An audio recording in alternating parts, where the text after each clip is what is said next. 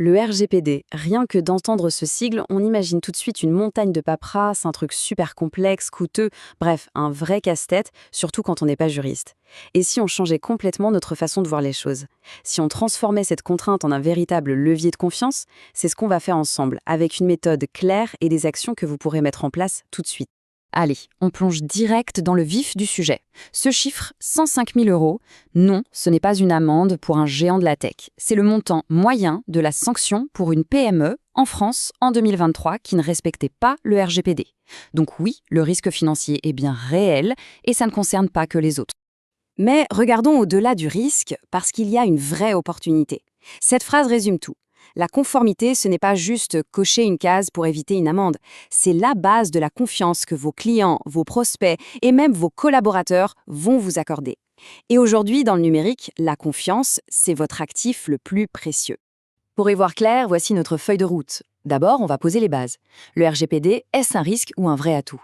Ensuite, on verra les 6 grands principes. C'est vraiment le cœur du règlement.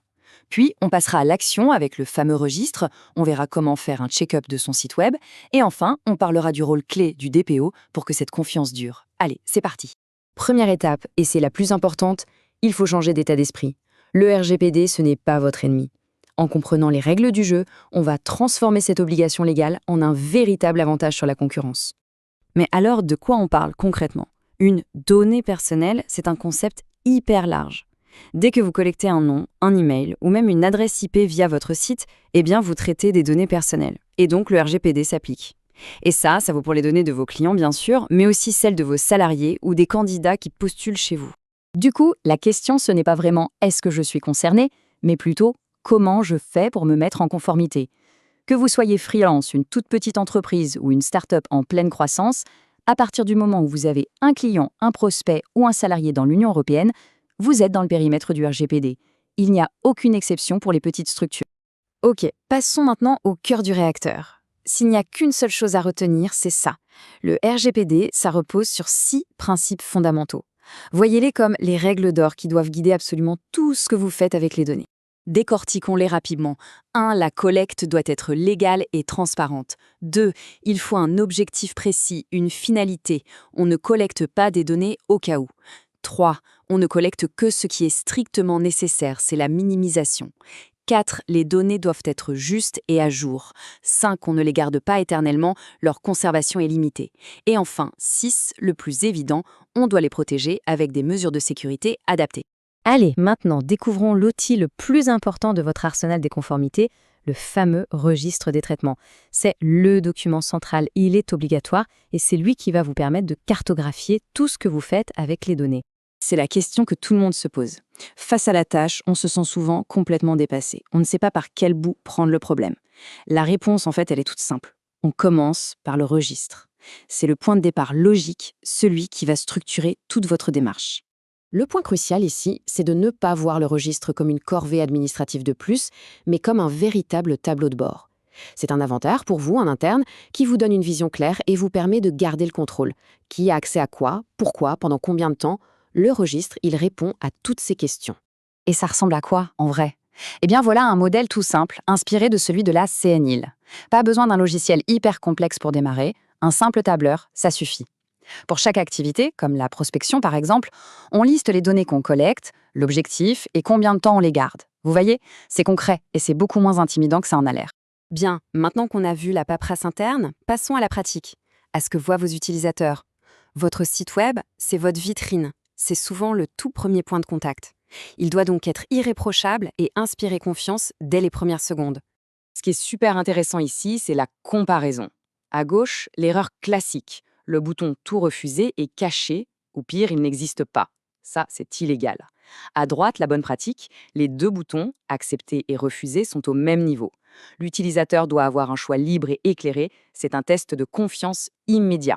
Autre point super important, les formulaires. C'est l'application directe du principe de minimisation qu'on a vu tout à l'heure.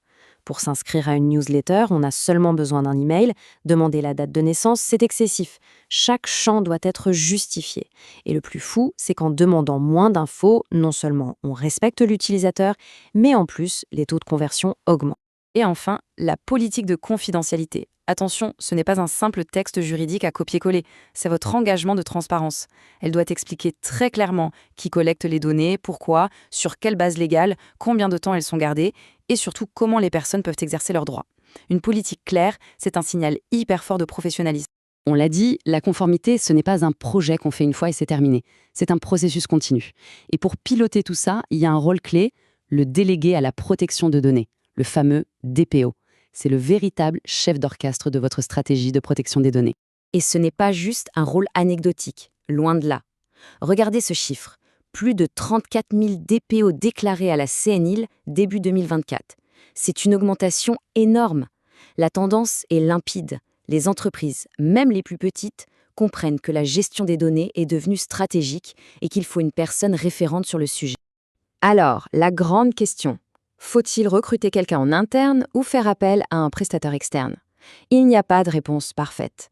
Pour une jeune start-up, un DPO externe, c'est souvent la solution la plus simple pour avoir une expertise de pointe sans payer un temps plein. Mais à mesure que l'entreprise grandit, internaliser cette fonction peut devenir un vrai atout stratégique. Et ça illustre parfaitement un point essentiel. Le DPO n'est pas forcément un juriste ou un pro de l'informatique. Regardez, presque la moitié des DPO en France viennent d'autres horizons. Ce qui compte vraiment, c'est de bien comprendre les process de l'entreprise, d'être rigoureux et de savoir piloter un projet. Ça rend ce rôle beaucoup plus accessible pour une start-up.